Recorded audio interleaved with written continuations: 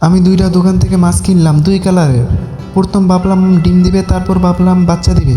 এখন 3 মাস হয়ে গেছে, বাচ্চাও দেয় না, ডিমও দেয় না। তারপর আবার দোকানদারের কাছে গেলাম, দোকানদারে বললাম বাচ্চাও দেয় না, ডিমও দেয় না, কারণ কি? দোকানদারে বললো দুইটা দুই পদের মাছ। তারপরে বললাম এখন কি করা লাগবে? সে বলল মাছ ছেলে মেয়ে নিতে হবে। তারপরে বেড়ারে আমি দৈত মিয়া কই আমি দোকান থেকে এসে পড়লাম, তারপরে দেখি তাও বাচ্চা ওঠে না। বন্ধুরা তোমরা এই কমেন্টে বলে যাও, দুইটা কি দুই রকমের মাছ নাকি ছেলে মেয়ে মাছ দেখে কিনতে হবে তারপরে বাচ্চা দিবে?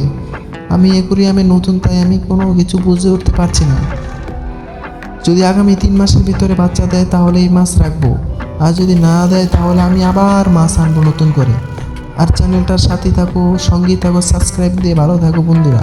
Bye bye, tata.